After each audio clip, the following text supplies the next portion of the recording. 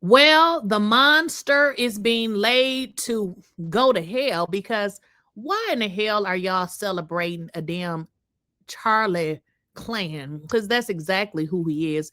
This man didn't represent shit but evil, and y'all want us to give up. This is an ABC News special report. And good afternoon. I'm Kana Whitworth. We're coming on the air because the memorial service for conservative activist, husband and father Charlie Kirk is now getting underway. We want to take you live inside Arizona's State Farm Stadium, where tens of thousands of people have gathered to honor his memory. President Donald Trump, Vice President J.D. Vance, and Kirk's widow, 𝐸 Kirk, are among the long list of speakers that are expected today. As you can imagine, high security around this event. Kirk founded Turning Point USA at just 18 years old, becoming one of the most prominent conservative voices in the country. His influence especially strong among young voters. The president says he will posthumously award Kirk the Presidential Medal of Freedom, the country's highest civilian honor. This, as much of the country is still reeling from Kirk's assassination a little more than a week ago at Utah Valley University. It was the first stop in the American Comeback Tour. The 31-year-old was answering a question about gun violence when he was struck by a bullet. Our ABC's Matt Rivers is inside the stadium there in Glendale, Arizona. Again, Matt, highly emotional day already today amid very tight security. That's exactly right, Kana, and you can hear behind me bagpipes have started playing Amazing Grace to kick off what will be a very difficult day for many of the tens of thousands of people that showed up here well before dawn. Tens of thousands of people arriving outside that stadium, showing up very, very early, being instructed to do so because security is so tight. The security here at this event being compared to a Super Bowl. We saw all kinds of different federal law enforcement agencies here, led by the Secret Service, in part because of who else is going to be speaking today: the President of the United States, the Vice President of the United States, the Secretary of State, other notable names like Donald Trump Jr., Tucker Carlson, all here to pay tribute to Charlie Kirk alongside tens of thousands of mourners here inside State Farm Stadium. Kana. Matt, thank you. Above anything, Charlie Kirk was known as a man of faith. Charlie Kirk was known as a damn racist who spewed racist rhetoric. Let's stop acting like this piece of trash was something worth being celebrated. You see, the racists celebrating him because, I mean, they're racist. Of course, they're going to celebrate their own. They are celebrating this man simply because he was a racist, and they can go with the BS saying that this guy was such a Christian. Let's get into this bullshit.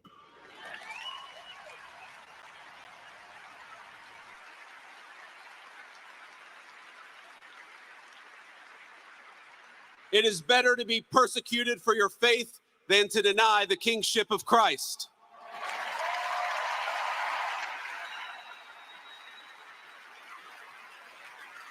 It is better to die a young man in this world than to sell your soul for an easy life with no purpose, no risk, no love, and no truth.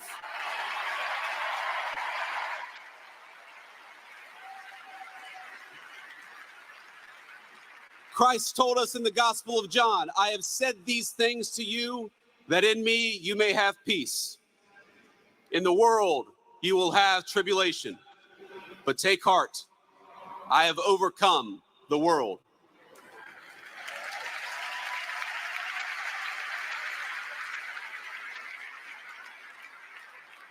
Charlie took heart, and now we must do the same. I've seen so many of you say, so many on social media, talk about for Charlie. We must do this for Charlie. For Charlie, we will speak the truth every single day.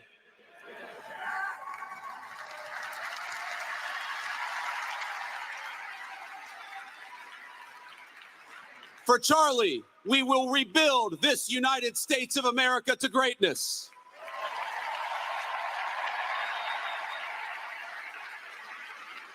For Charlie, we will never shrink, we will never cower, and we will never falter, even when staring down the barrel of a gun.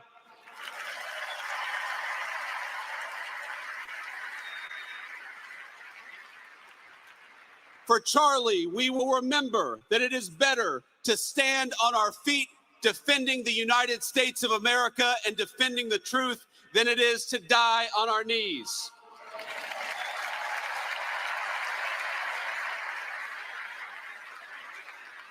My friends, for Charlie, we must remember that he is a hero to the United States of America and he is a martyr for the Christian faith. May our Heavenly Father give us the courage to live as Charlie lived. That is what we must do. The lies, the lies, the lies. Not live as a racist. Absolutely not. For Charlie, you ran a good race, my friend. I love you. We've got it from here. Thank you.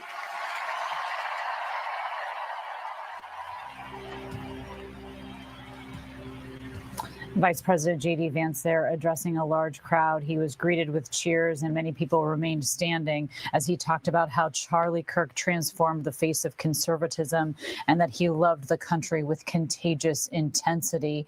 He also said that it was a movement that demanded courage. The next speaker is Charliekirk's wife, Charliekirk's widow, the mother of their two children, 𝐸 Kirk. She'll be taken to the stage here momentarily. We will be taking that to you as soon as she brings herself to the stage. But I want to bring in ABC's Olivia Rubin, who's in New York for us. And Olivia, we know that so many in the administration credit their careers and their place in politics to Charliekirk. Perhaps, though, none more than J.D. Vance, who even discussed a failing Senate race in which Charliekirk came to his aid. Mm-hmm.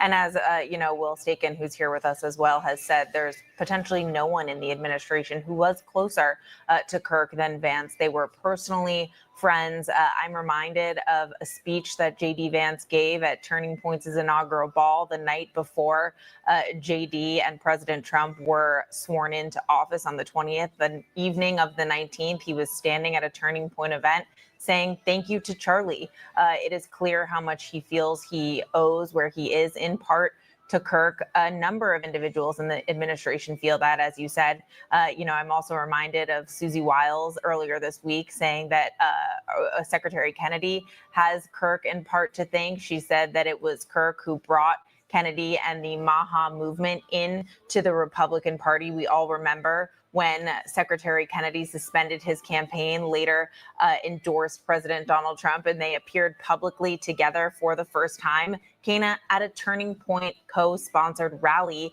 in Arizona. The ties that Turning Point and Charliekirk has to the Trump administration is quite long. We heard Susie Wiles put a rubber stamp on that earlier when she said that it was, quote, Charlie's army who delivered the youth vote for President Trump. And, we've also done plenty of reporting how that has continued into the administration. We heard from Sergio Gore talk about how instrumental Kirk's opinion and thoughts were in staffing the second Trump administration. Kirk has spent time, at Mar-a-Lago when much of this staffing was going on. So again, it is so deeply woven into the Trump administration. It was woven into the Trump campaign. And again, besides just the professional of the campaign and the administration, it's personal. You heard J.D. Vance, the vice president, sort of sign it off there saying, Charlie, I love you, Kayna. Certainly very close there. And as we bring in our ABC senior Washington reporter, Selena Wang, there in Washington, D.C. Selena, there's a lot to be said about the relationships that he has with the people in his administration. Nearly the entire cabinet is here at the service, many of them speaking. Selena, we also heard those stories about how Charliekirk treated everyone in the building, somebody just walking the halls the same way that he would treat some of these administration officials. And certainly a poignant moment here, Selena, when we are expecting to hear from the president himself, who will be closing out this service. And we heard it from Vice President J.D. Vance himself. He said the reason why all of those top officials are gathered there together is not just because they're close friends with Charliekirk, because he said they wouldn't be there without him, without his support, his advice, of course, the grassroots campaign and mobilization he created. And J.D. Vance and Kirk, they have this years-long friendship. And Vance has frequently talked about how Kirk is the one who fueled his political rise, that he was one of the first people he called when he was thinking about about running for the Senate, and that it's Charlie who talked him through everything around strategy and fundraising. It is Charliekirk who introduced him to Donald Trump Jr. and really brought him into that Trump family. And Vance has also talked before about how it was Charliekirk who had advocated for him to be the vice presidential nominee, both in public and in private. And you mentioned that conversation that he was describing between Charliekirk and his staffer, trying to console and comfort a staffer who was overwhelmed. And that just speaks to what a frequent presence he was here within the White House and how deeply embedded he was in the strategy, but also the personal connections of the people here. And those personal connections so far-reaching as law enforcement, there are estimated some 100,000 people making their way to be there to support Charliekirk and, of course, 𝐸rika Kirk there today. The vice president said, "I've spoke more about Jesus Christ in the last 2 weeks than I have my entire public career, and maybe that's Charliekirk's legacy." 𝐸rika Kirk is the one who will live out his legacy. This is his wife. This is the mother of their 2 children, 3 and 1, the most important jobs either of them will ever have. But she is also now the CEO of Turning Point USA, a program that has reached out directly to the youth of America and have put Donald Trump in the White House, and it doesn't sound like they're going to stop anytime soon. Thousands upon thousands of chapter requests have come in since Charliekirk's assassination, and this is the strong woman at the helm. You can see the cross around her neck. She is dedicated to faith just the way that her husband was, and she has said to the New York Times she is leaning on her faith in this moment, that is what is getting her through. She is certainly an honor to hear from, and she is living in his legacy in this moment, trying to fight back tears before she addresses the thousands upon thousands of people that are not only here to memorialize her husband, but that are here to show their support for her. She has a heavy burden to bear, and no one is better suited to do it than her.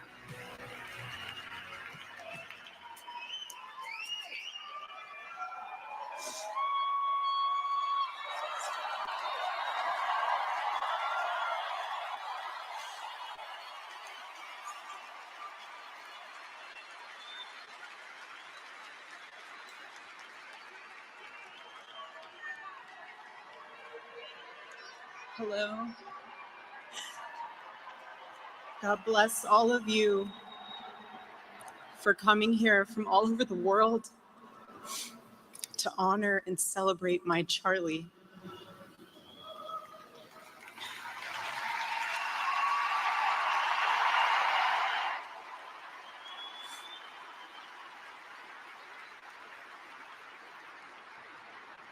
Just a few miles from here, 2 years ago at America Fest 2023, Charlie delivered a speech on stage for our TPUSA Faith event.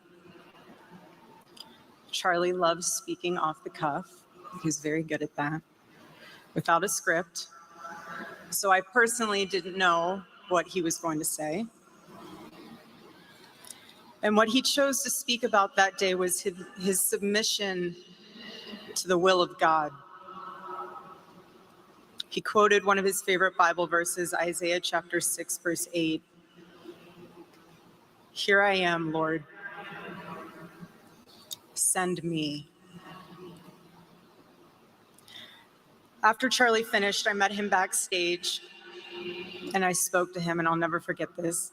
I said, "Charlie, baby, please talk to me next time before you say that statement.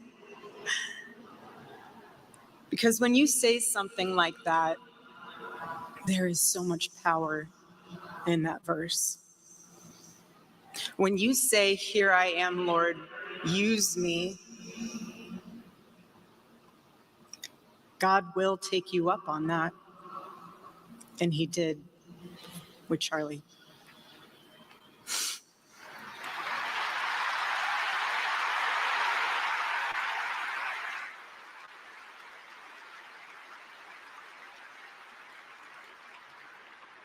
"11 days ago, God accepted that total surrender from my husband and then called him to his side.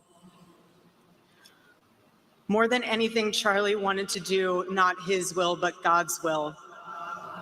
And over these past 11 days, through all the pain, never before have I found as much comfort as I now do in the words of our Lord's Prayer, "Thy will be done."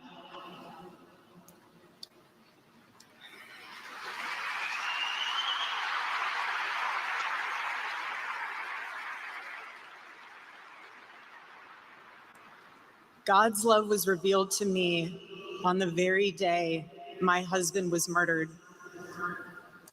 On the afternoon of September 10th, I arrived at a Utah hospital to do the unthinkable, to look directly at my husband's murdered body. I saw the wound that ended his life. I felt everything you would expect to feel. I felt shock. I felt horror and a level of heartache that I didn't even know existed. But there was something else too. Even in death, I could see the man that I love. I saw the one single gray hair on the side of his head, which I never told him about. Now he knows. Sorry, baby, telling you now, but never told him. Didn't want to. I also saw this. I also saw on his lips the faintest smile. And that told me something important. It revealed to me a great mercy from God in this tragedy. When I saw that, it told me that Charlie didn't suffer. Even the doctor told me it was something so instant that even if Charlie had been shot in the operating room itself, nothing could have been done. There was no pain. There was no fear, no agony. One moment, Charlie was doing what he loved, arguing and debating on campus,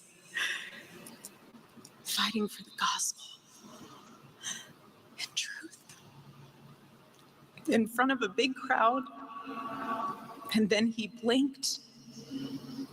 He blinked and saw his Savior in paradise.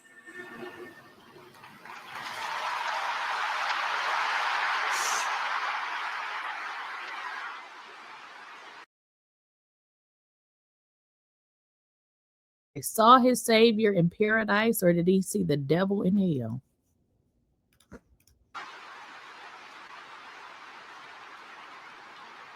And all the heavenly mysteries were revealed to him.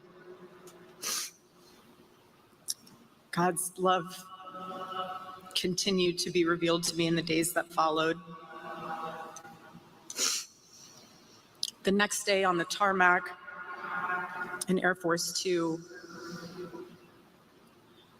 I confronted Usha Vance, a precious woman. I held her hand and I told her, honestly, I do not know how I'm going to get through this. She told me something. She said, you know when you're on an airplane with your kids and it's the last 15 minutes of the flight and things are crazy, kids are not cooperating, toys are flying everywhere and everyone's screaming. And you think to yourself, I cannot wait for this flight to land. And it's 15 minutes before you land. And she told me, you will get through these 15 minutes and the next 15 minutes after that. Usha, I don't think you realized it then, but those words were exactly what I needed to hear. But most of all, God's mercy and God's love have been revealed to me these past 10 days After Charlie's assassination, we didn't see violence. We didn't see rioting.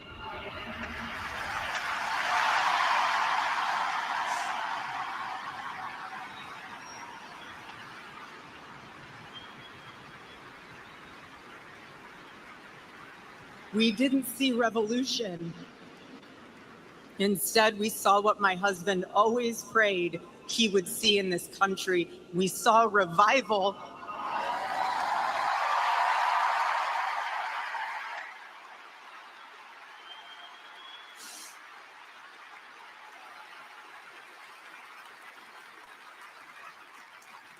This past week, we saw people open a Bible for the first time in a decade. We saw people pray for the first time since they were children. We saw people go to a church service for the first time in their entire lives.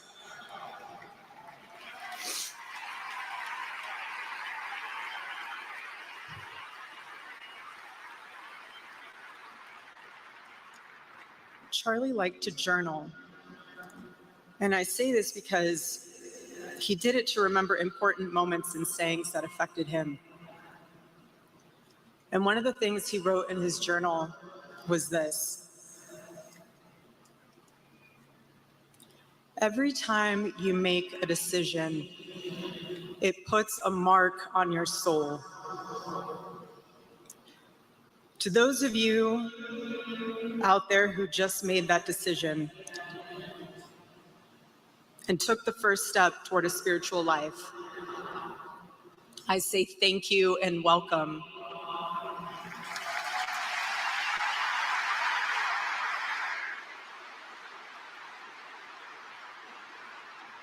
One day, I hope you look back and realize it was the most important decision of your life, because it is. All of you who are already believers, it is your job to shepherd these people. Do not take that lightly. Water the seed of their faith. Protect it and help it grow.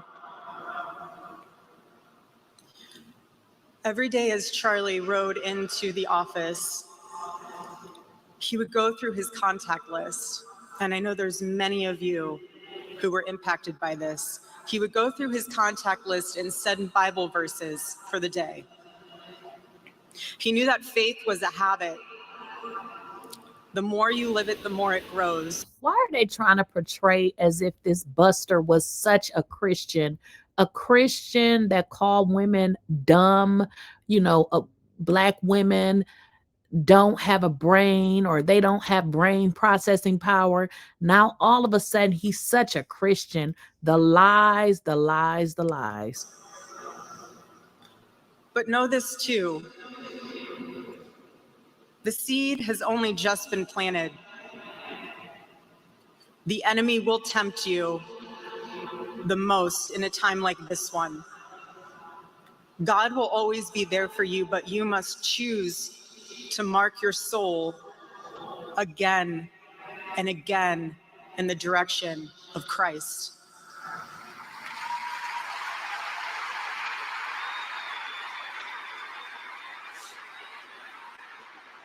Pray again. Read the Bible again.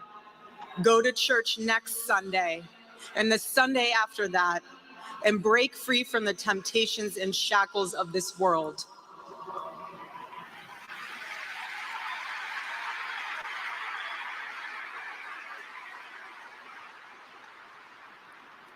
Being a follower of Christ is not easy. It's not supposed to be. Jesus said, if anyone would come after me, let him deny himself, take up his cross and follow me. He said he would be persecuted. He said we would be persecuted. And Charlie knew that and happily carried his cross all the way to the end. And I want all of you to know, while Charlie died far too early, he was also ready to die. There was nothing he was putting off. There was nothing that was too hard or too painful or nothing that he just felt like he didn't want to do it. He left this world without regrets. He did 100% of what he could every day. But I want you to know something. Charlie died with incomplete work, but not with unfinished business.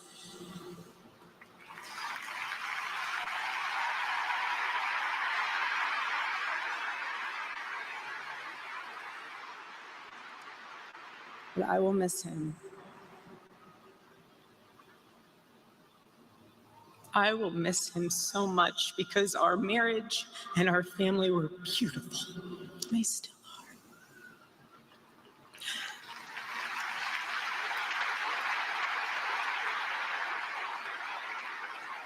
The greatest cause in Charlie's life was trying to revive the American family.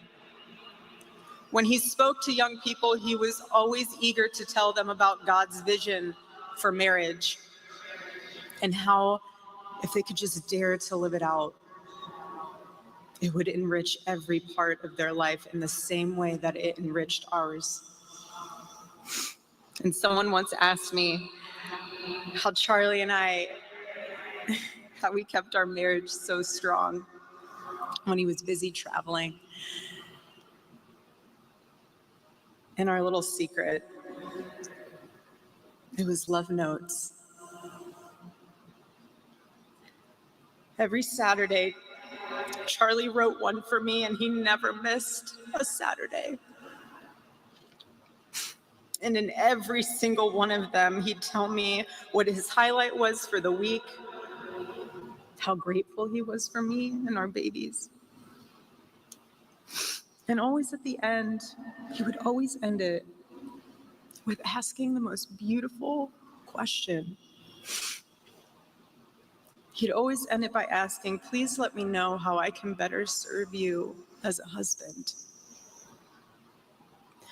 Charlie perfectly understood God's role for a Christian husband. A man who leads so that they can serve.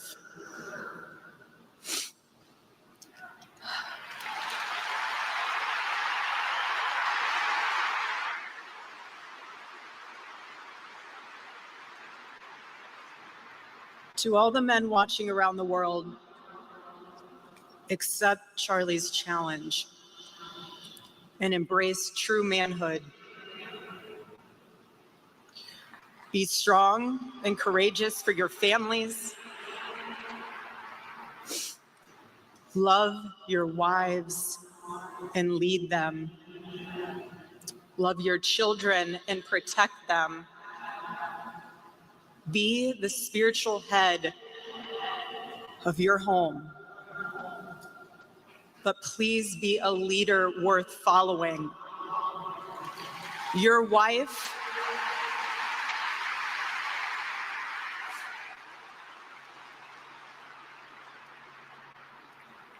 is not your servant. Your wife is not your employee. Your wife is not your slave. She is your helper. You are not rivals. You are one flesh working together for the glory of God.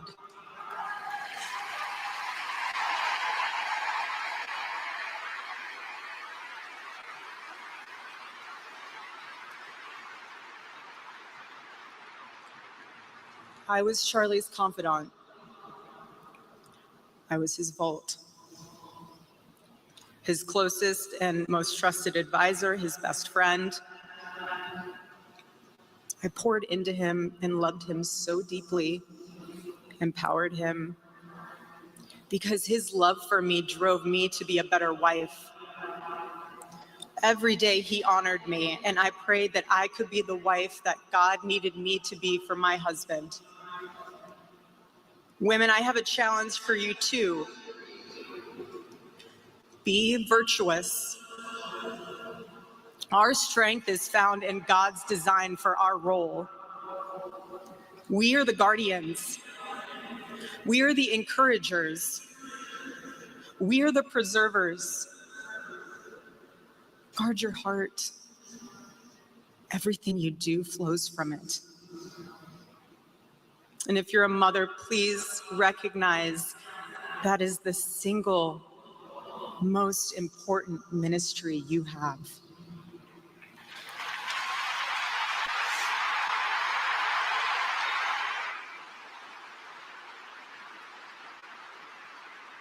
In our home, because Charlie traveled a lot, we tried to travel with him where we could.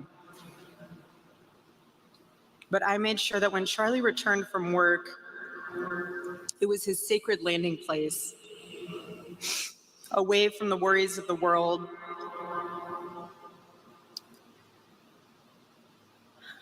I didn't make him feel guilty for being away too long or too much, or getting home too late. I always told him, home is here for you, and it'll be ready for you. And I made it into this place where he wanted to be as soon as possible when he was on the road. There was no keeping score between us. We were a team, working together for the same mission. I never wanted to be the one standing between Charlie and the task that God prepared for him, had set for him. And I knew Charlie would always do his best to help me with the same. My marriage with Charlie was the best thing that ever happened to me. And I know it was the best thing that ever happened to him as well. He wanted everyone to experience that joy. And that's what's so beautiful about God's design for marriage, is that everyone can.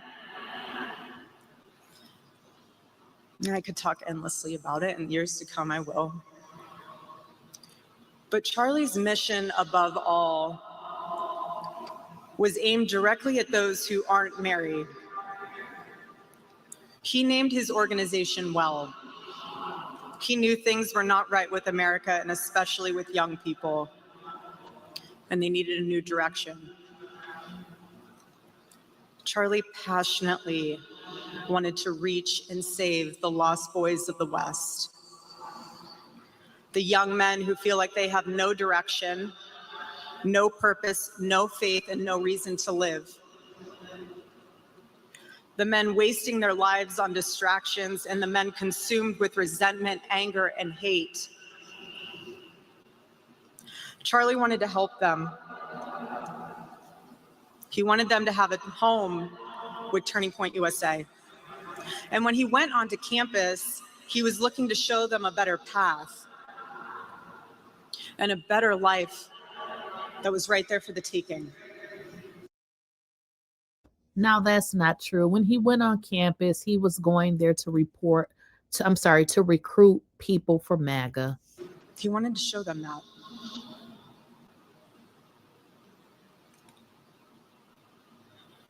My husband, Charlie, he wanted to save young men just like the one who took his life.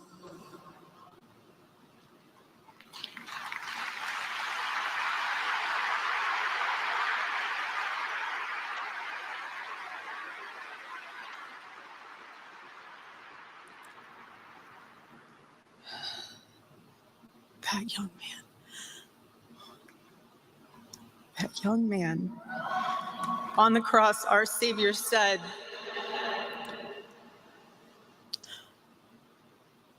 "Father, forgive them, for they not know what they do." That man, that young man, I forgive him.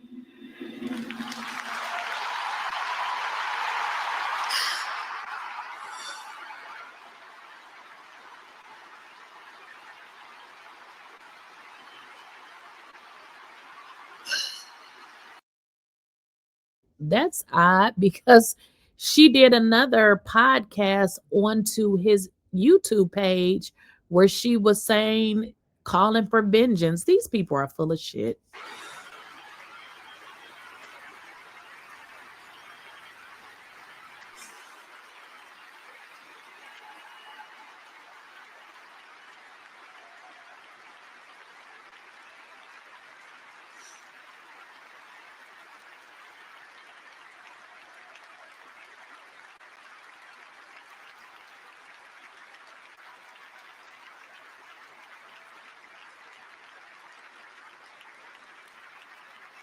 I forgive him because it was what Christ did and is what Charlie would do.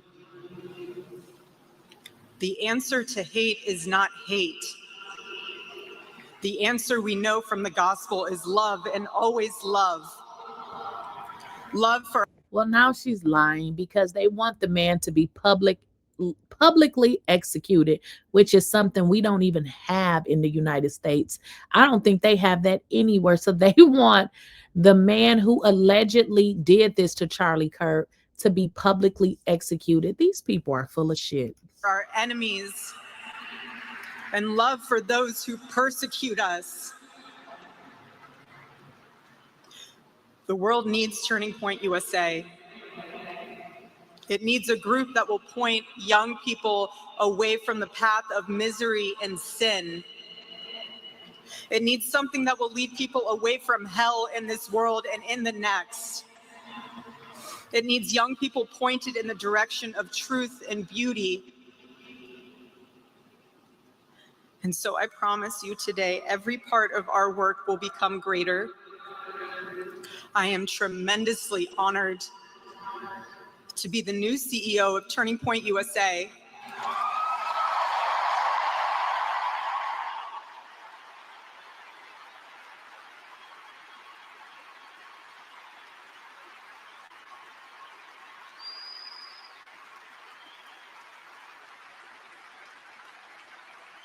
I do not take that lightly.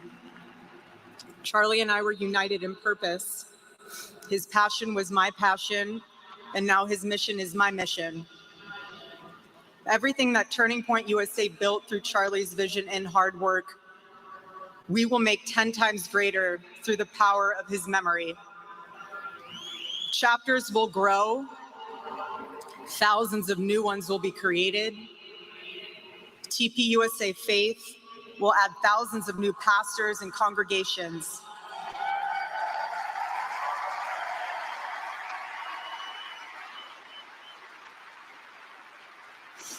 And yes, campus events will continue, and we will continue to hold debates and dialogue.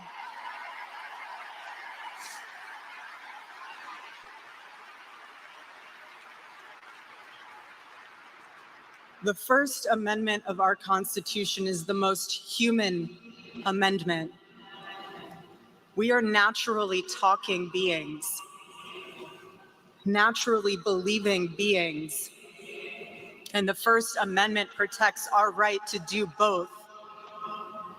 No assassin will ever stop us from standing up to defend those rights, ever.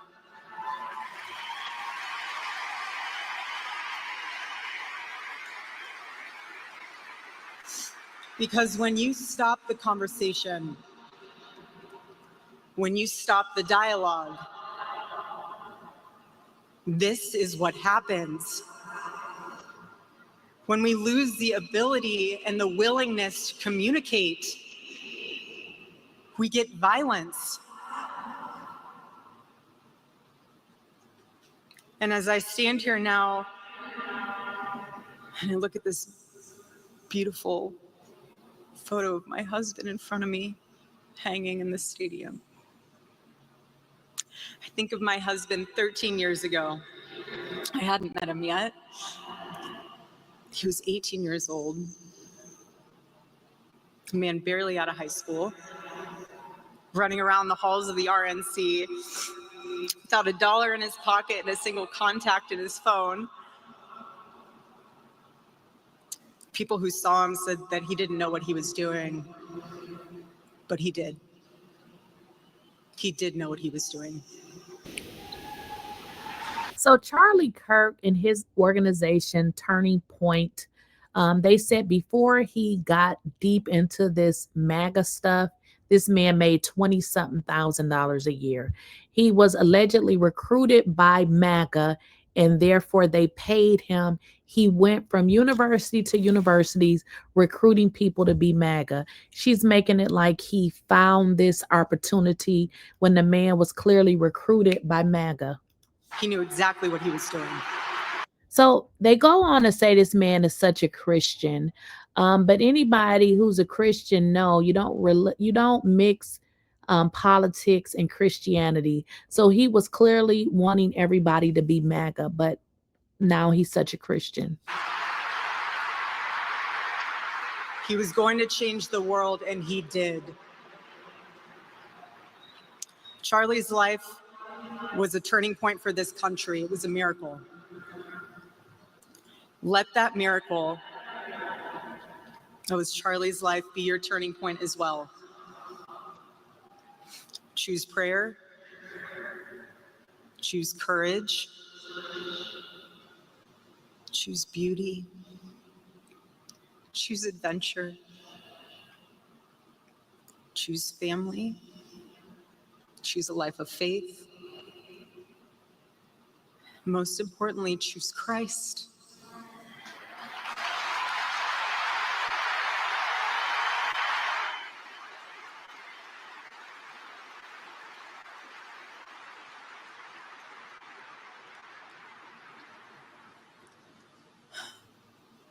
I love you, Charlie, baby. And I will make you proud. God bless you all, and God bless America.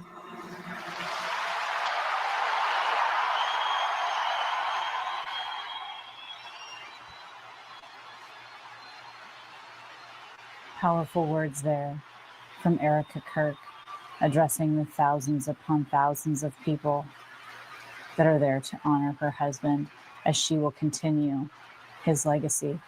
Before she spoke, she took a moment to look at the sky, mouthing the words, "I love you." She said, as hard as it is to accept, she knew that her husband was ready to die, that he had nothing that he had put off in this life. He left this world without regret because of his commitment to the Lord. She said, he may have had incomplete work, but not His commitment to the Lord. Get the fuck out of here. Unfinished business. And essentially, she is ready to complete any of that work that he may have left behind. It was a highly emotional moment when she said that Charlie Kirk specifically wanted to save men like the one who took his life. And then she went on to say, "I forgive him." And the crowd erupted in cheers in that moment. As we bring in ABC's Matt. As you guys can see, they kind of rushed past it. Let's kind of go back. They showed MAGA. Well, you guys didn't see the MAGA, but these people are full of shit. Okay, you guys should figure that out by now. Rivers, who is there inside State Farm Stadium. Not a dry eye around there, Matt, to be seen, but certainly several moments of cheers as we are now expecting the president to take to the stage any moment.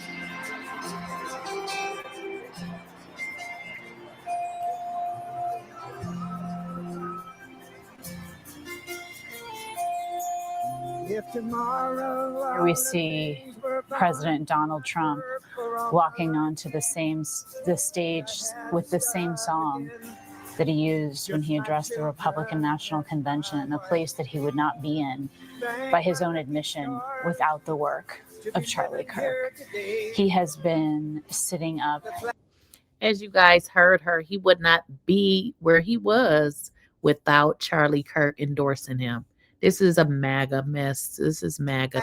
In a box for most of this service, listening on, hearing speaker after speaker honor Charlie's legacy and assuring the audience that the work that he started is far.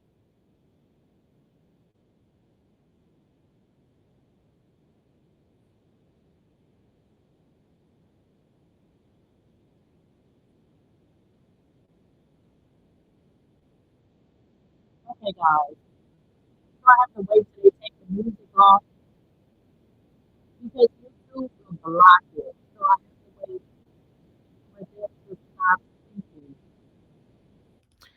So once they stop playing the music, I can reset.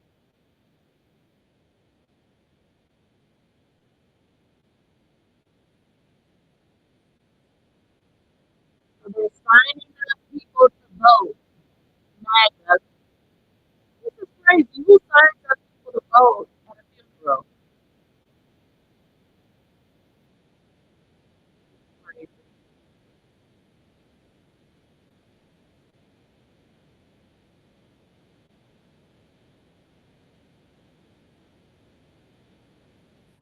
So we are waiting, guys, for them to stop the music because with YouTube, I can't share it with the music playing. So once they turn the music off, we can get back into it.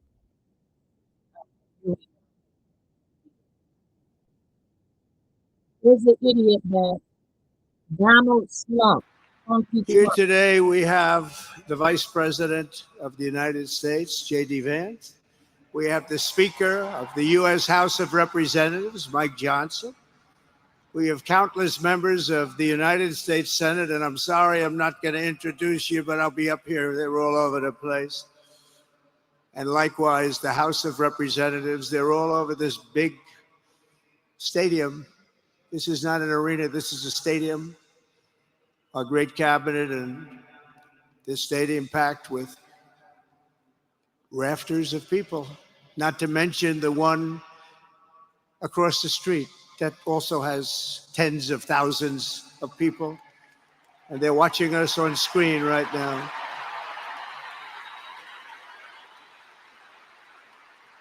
And I'm sorry we couldn't get you in.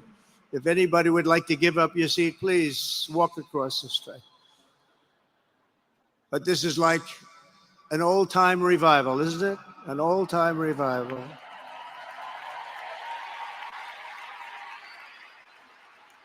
For millions of Americans, especially young people, it is agonizing and unthinkable to say goodbye to a patriot whose heart still had so much to give. It's so much. Raised in the suburbs of Chicago, Charlie was filled with a patriotic spirit from his youth, and he was an all-American in everything he did. And one of the last things he said to me is, please, sir, save Chicago. We're going to do that. We're going to save Chicago from horrible crime.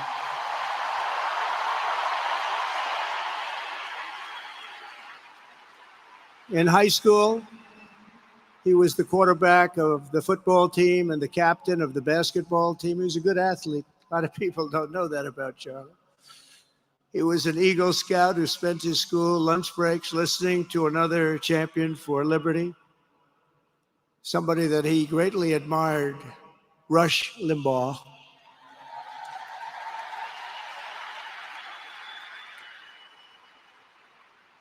But what was even more important to Charlie than politics and service was the choice he made in the 5th grade, which he called the most important decision of his life, to become a Christian and a follower of his Savior, Jesus Christ.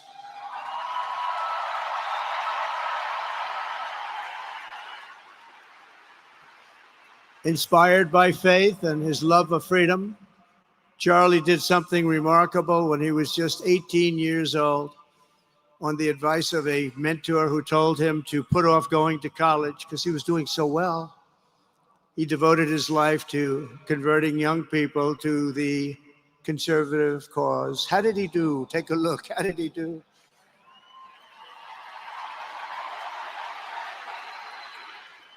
In 2012, 2 days after graduating high school, and with just $1,800 in his pocket, the young man from Illinois, who no one had ever heard of, started an organization whose grand ambitions were captured in its name, Turning Point USA. Great name.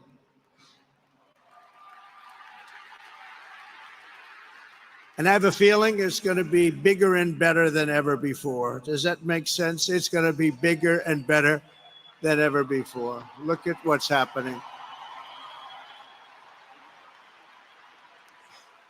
12 years ago, Charlie walked onto his first college campus, the very liberal University of Wisconsin at Madison.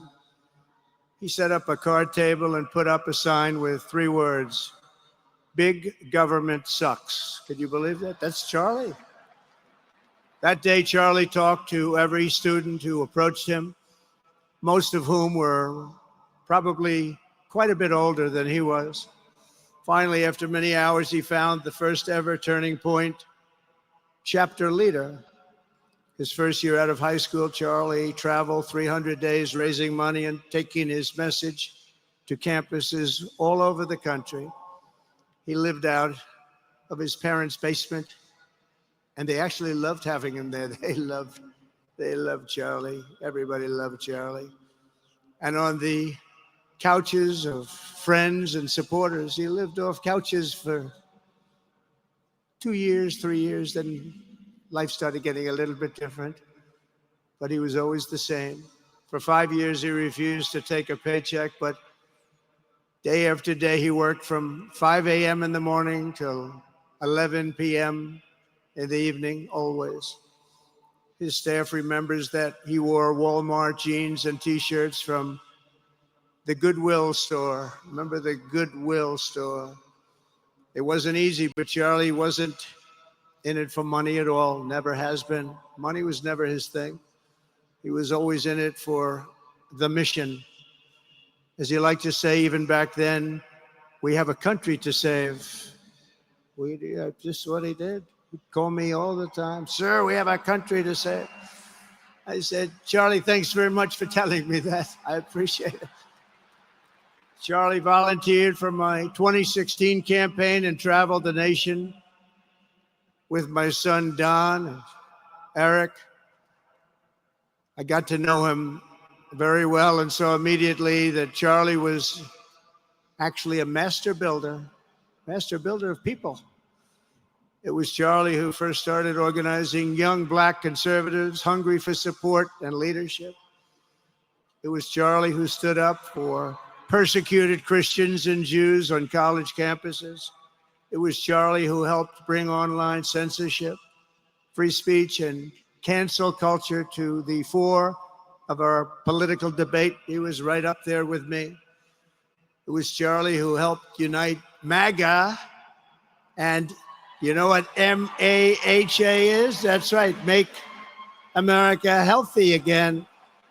And tomorrow we're going to have one of the biggest announcement, really medically, I think, in the history of our country. We're going to be doing it with Bobby and Oz and all of the professionals. I think you're going to find it to be amazing. I think we found an answer to autism. How about that? Autism. Tomorrow, we're going to be talking in the Oval Office in the White House about autism, how it happens, so we won't let it happen anymore, and how to get at least somewhat better when you have it, so that parents can help their child, their beautiful child. That's a big one. I've been bugging everybody over there, get the answer to that.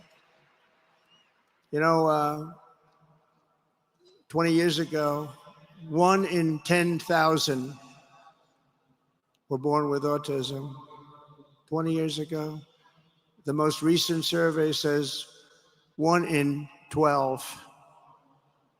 How bad is that? That's for young boys, baby boys, but also girls, a little bit better. It's about 1 in 20. But we can't, because obviously there was something really wrong, and we think we know what that is. It's going to be, I think it's going to be one of the most important news conferences I'll ever have, and I look so forward to it.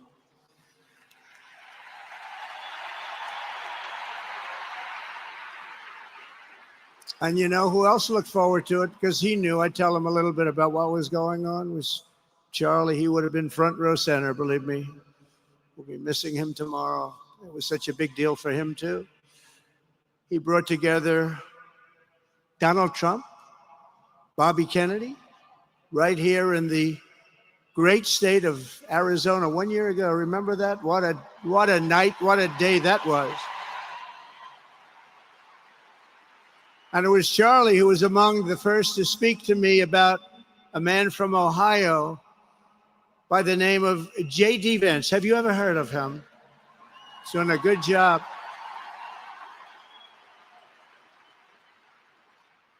But Charlie would often call me, sometimes the night before a big event, the other side of the country.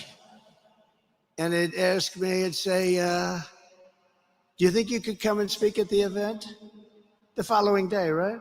I'd say, Charlie, I'm the president of the United States. You want me to travel 4 hours by plane? And you know, sometimes I did it. He was a very good guy. He was a very convincing guy. He didn't stop, but he would ask for things like that. Sir, could you be tomorrow in California? I said, Charlie, give me a break, please. He just wouldn't stop. And he succeeded. But I almost always went because you never wanted to let Charlie down. He worked so hard. You just didn't want to let him down. I felt guilty. He'd make me feel very guilty. As president, many people asked me for things, but Charlie was one of the few who always gave more than he took. He was a giver, much more than a taker.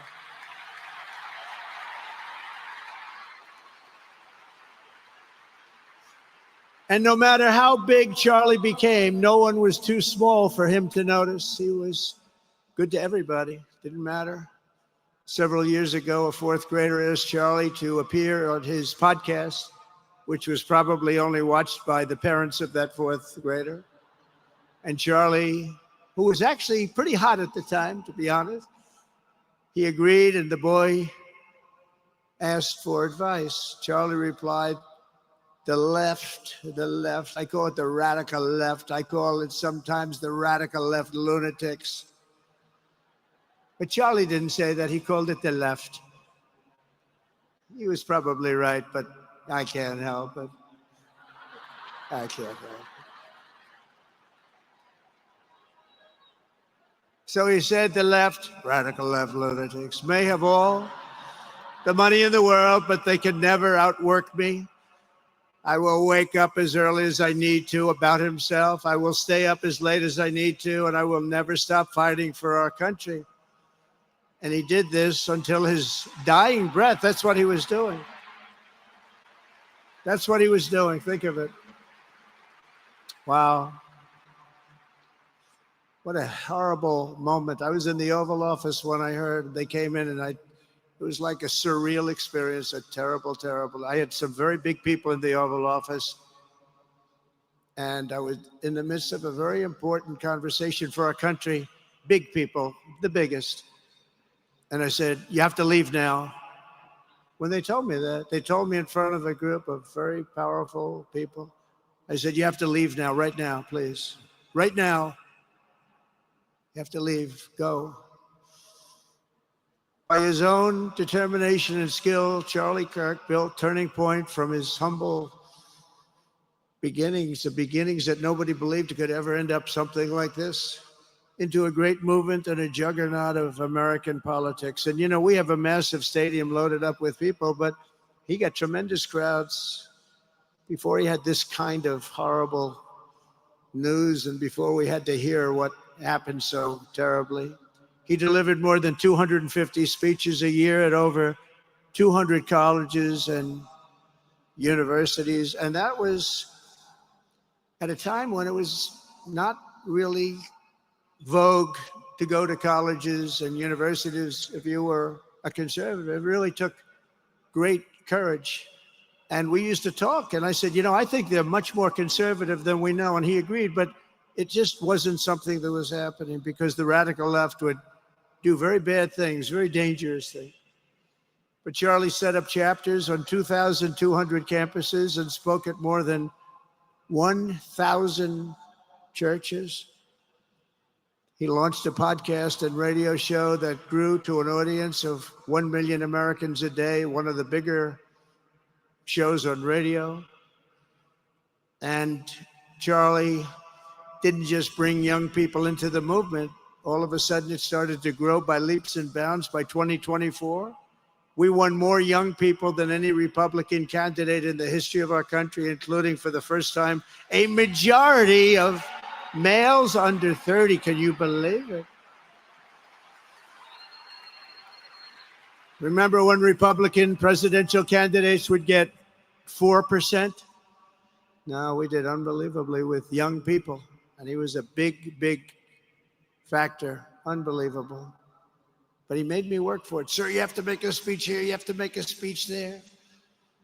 But we did it and we won. And our country is doing unbelievably well now.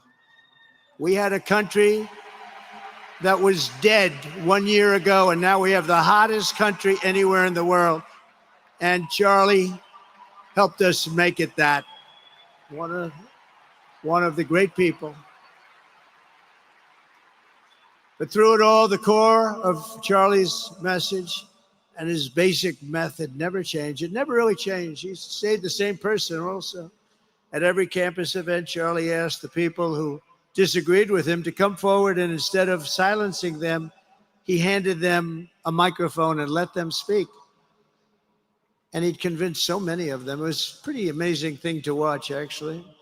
Shortly before Charlie arrived on campus, the day he was assassinated, a staff member texted him that there were many critics and students who were opposed to his views and rather strenuously in the crowd. And that actually made him feel good because he wanted to convince them. He understood. He really did. He understood what was right. And he was right about that.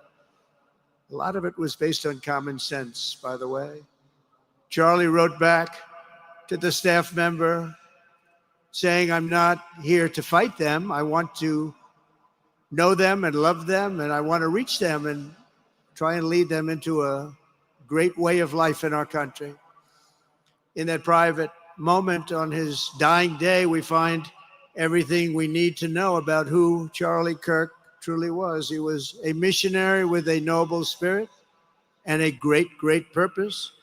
He did not hate his opponents. He wanted the best for them. That's where I disagreed with Charlie. I hate my opponent, and I don't want the best for them. I'm sorry. I am sorry, Erica. But now Erica can talk to me and the whole group, and maybe they can convince me that that's not right, but I can't stand my opponent. Charlie's angry. Looking down, he's angry at me now.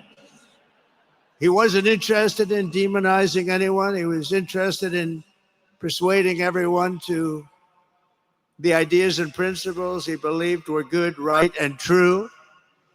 Before each appearance, he prayed these words: God, use me for your will. Always said the same thing. Use me for your will.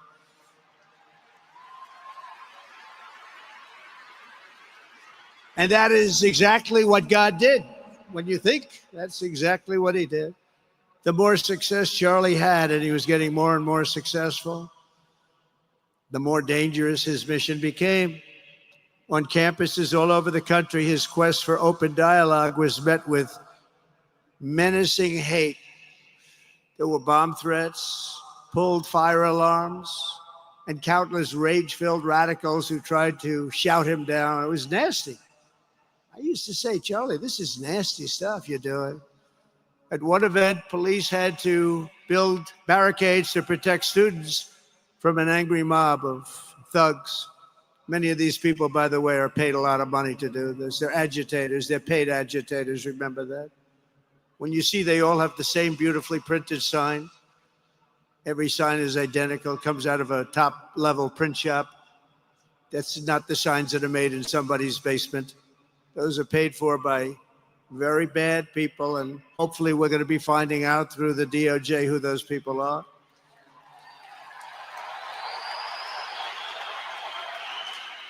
At another college, Antifa terrorists shattered windows, threw rocks, and tried to storm the building where Charlie was speaking.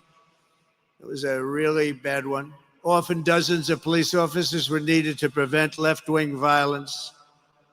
And the violence comes largely from the left. You don't hear that from too many people, do you? And virtually every day for years before he was murdered, Charlie received these horrible death threats. People don't know. I used to talk to him about it. He said, I got some threats. He always felt that when they actually made the threat, they were not the ones to worry about. The ones to worry about were the ones that don't make the threats. I think you know what I mean. He knew the risk, but he and I shared a certain motto: never back down and never ever surrender. Just don't surrender, never back down. He believed in it so strongly. So strongly. And he's right. He's totally right. The radicals and their allies in the media, sometimes referred to, as my son said, the fake news media, tried to silence Charlie for a simple reason: because he was winning, and he was winning big. He was taking over college campuses, colleges that had, in theory, only very liberal, or as they like to say, progressive. I call them liberal, but they like to call themselves, because such a beautiful word, progressive. They're the opposite of progressive, if you think about it. But they were really nasty, and he would go into these colleges. All of a sudden, within 2 years, 3 years, they turned into bastions of conservatism. It was really quite amazing to see. They lied about him because they did not want you to listen to him or to learn from him, because what he was talking about and even preaching made so much sense. Everywhere he went, he won the debates, he won the hearts, he won the minds, and yes, he won the elections for people. He helped us, he helped other people. We won the biggest election in the history of our country, I believe.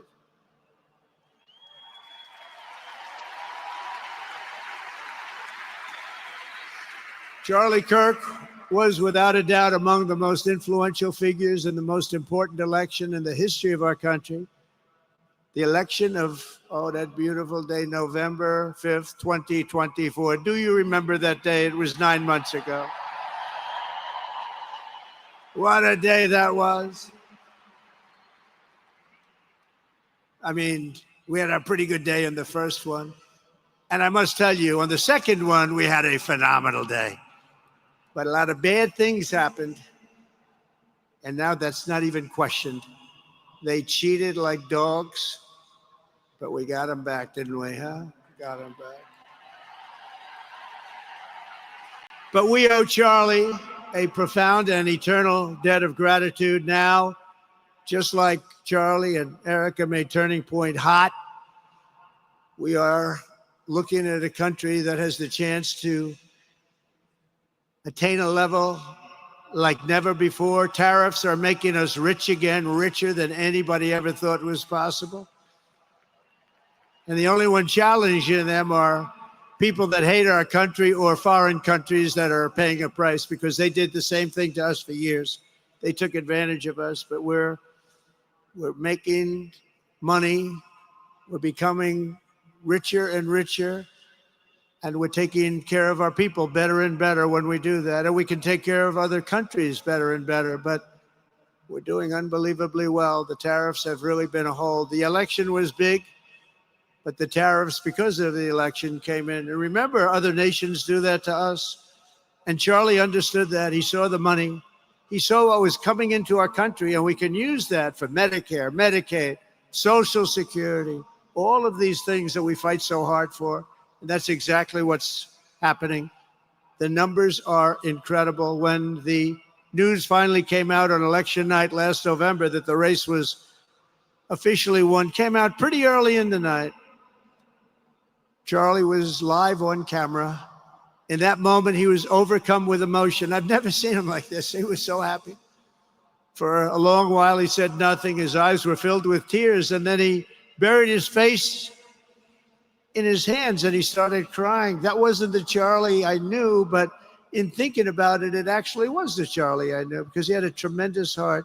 He just wanted what was good for our country, and he saw us going in such a horrible direction. Lovingly, Eric, and this was so beautiful, Erica put a MAGA hat on to cover his bowed head. I like that very much. MAGA, we love. Does everybody love MAGA? Make America Great Again.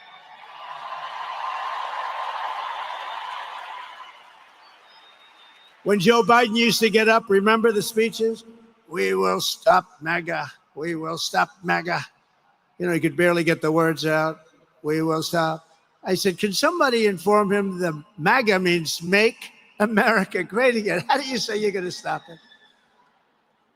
And Charlie understood that. When Charlie finally looked up and spoke, he smiled through the watery eyes and simply said, I am humbled by God's grace. That was his statement that night. I was watching him. I was very impressed, actually. It showed he had a big heart. Every single American should take a long, hard look at the twisted soul and dark spirit of anyone who would want to kill a young man as good as Charlie. To kill anybody, but to kill a man like this, he didn't deserve this. He didn't deserve this. Our country didn't deserve this. And anyone who would make excuses for it are just out of their mind. Charlie's murder was not just an attack on one man or one movement. It was an attack on our entire nation. That was a horrible attack on the United States of America. It was an assault on our most sacred liberties and God-given rights. The gun was pointed at him, but the bullet was aimed at all of us. That bullet was aimed at every one of us. Indeed, Charlie was killed for expressing the very ideas that virtually everyone in this arena and most other places throughout our country deeply believed in. But the assassin failed in his quest because Charlie's message has not been silenced. It now is bigger and better and stronger than ever before, and it's not even close.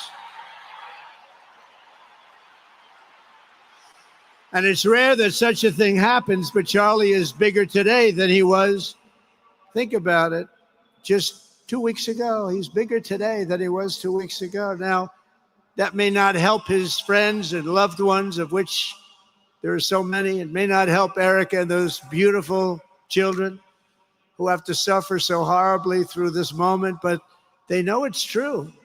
He's bigger now than ever before, and he's eternal. He's eternal. And I just want to say we love him. And he's looking down at us right now, and he's saying, wow, that's a great crowd. He's saying, that's a great crowd.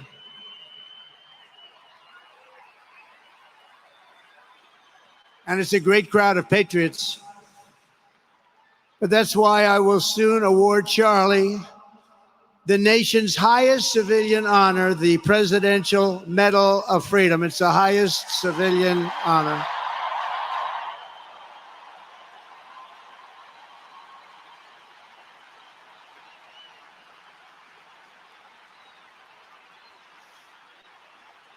And we will do the ceremony at our beautiful White House in a very safe Washington, D.C., a place that Charlie truly revered.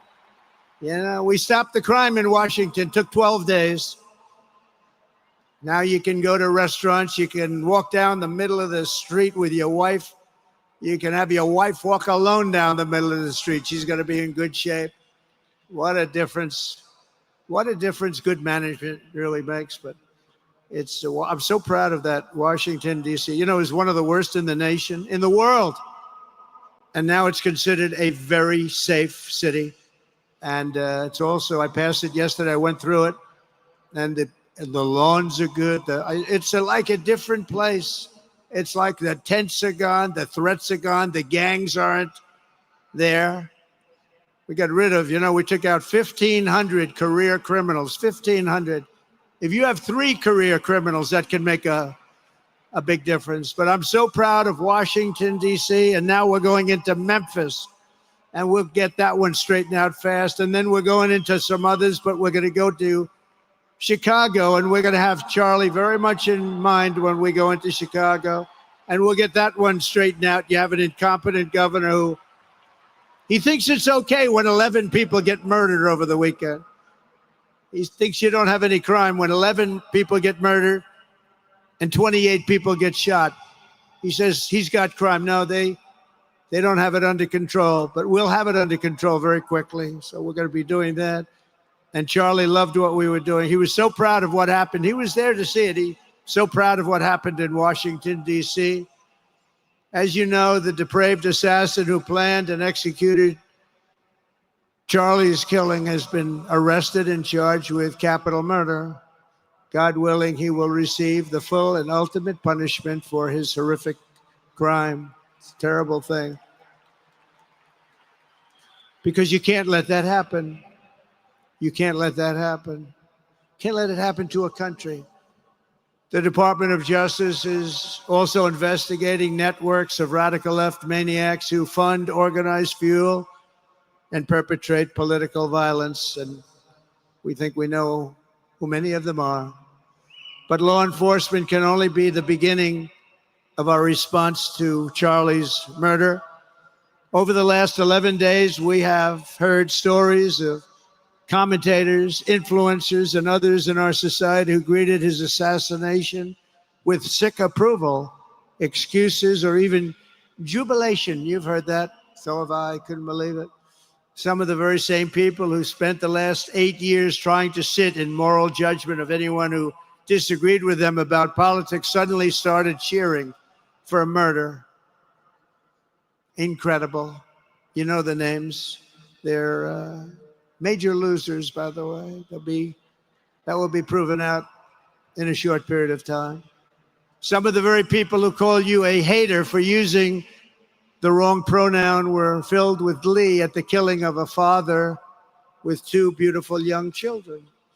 And the same commentators who this week are screaming fascism over a canceled late-night TV show where the anchor had no talent and no ratings, last week were implying that Charliekirk deserved what happened to him. No side in American politics has a monopoly on disturbed or misguided people. But there's one part of our political community which believes they have a monopoly on truth, goodness, and virtue, and concludes they have also a monopoly on power, thought, and speech. Well, that's not happening anymore. We've turned that corner very quickly. Tragically, atrocities of this kind, and the kind that we saw in Utah, of all places, are the eventual consequence of that kind of thinking. If speech is violence, then some are bound to conclude that violence is justified to stop speech. And we're not going to let that be justified. The tradition of reason and open debate that Charlie practiced is not a pillar of our democracy. In many ways, it's the basis of our entire society. It's the right and inheritance of every free American, the greatest legacy of the Enlightenment, and among the most treasured achievements of civilization. We will defend it at all costs, and we will carry forward the torch of liberty that Charliekirk held so proud and so high. He was so proud, and he did hold that torch high. We will never, ever let it fail. We will never let it fail. But we're going to raise it higher than ever before. It's going to be raised, and this is the beginning. Perhaps it should be no surprise that Charlie, who spent his life speaking with the critics of these traditions, ultimately became convinced that we needed not just a political realignment, but also a spiritual reawakening. We did. And we have to bring back religion to America, because without borders, law and order, and religion, you really don't have a country anymore. We want religion brought back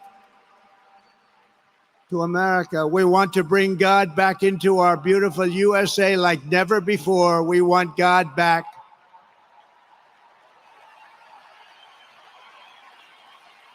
Charlie would have been so pleased to hear his friends and colleagues today giving testimony and giving glory to God. Within minutes of the gunshot in Utah, millions of Americans, young and old, heard the news and dropped to their knees and started praying. Even many who rarely prayed asked God for a miracle. Please, God, save Charlie. But although Charlie's time with us on earth has ended, those prayers for a miracle have already been answered. Look at what's happening. Look at what's happening. In the days since Charlie's death, we have seen how his legacy has touched so many millions around the world. In Calgary, Canada, thousands gathered at City Hall to sing the American national anthem and raise up posters with the name Charliekirk. In Seoul, South Korea, crowds gathered to wave American flags and shout, "We are for Charliekirk." His memory has been honored in the streets of Berlin, Warsaw, Vienna, Sydney, Madrid, London, Tel Aviv, and all over the world. So beautiful to watch. A man as far away as rural Australia texted a pastor, "I'm going to come to church tomorrow for the first time ever." The pastor asked, "Why is that?" The man replied, "Because of Charlie Kirk." Can you imagine? The lesson of Charlie's life is that you should never underestimate what one person can do with a good heart, a righteous cause, a cheerful spirit, and the will to fight, fight, fight. Have to fight. We're saving our country. And Charlie's a big factor, such a big factor. Charlie Kirk started with only an idea to change minds on college campuses, and instead he ended up with a far greater achievement, changing history. He changed history. Today, Charlie Kirk rests in glory in heaven for all eternity. He has gone from speaking on campuses in Wisconsin to kneeling at the throne of God, where he is right now.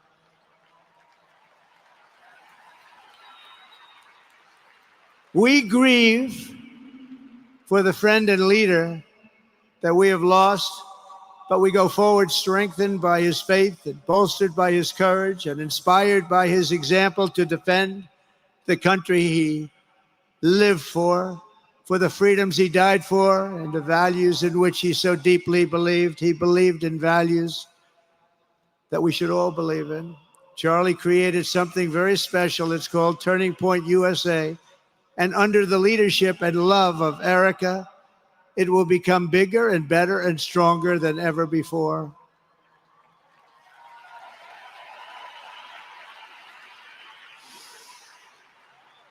So, Charlie, we all want to thank you. We want to say a very loud God bless you, Charlie. God bless you for what you've done is incredible. And God bless Erica and the children. God bless the United States of America. And could I ask Erica, please come out. Erica, please come out. Thank you.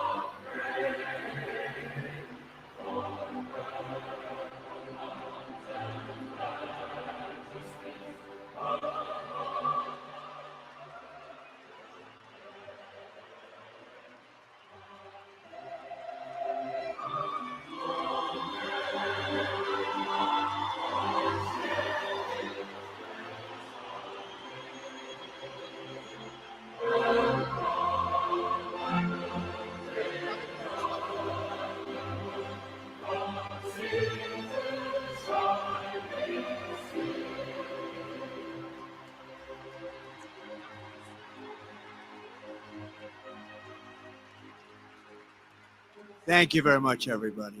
Thank you very much, and good luck. God be with you. Thank you.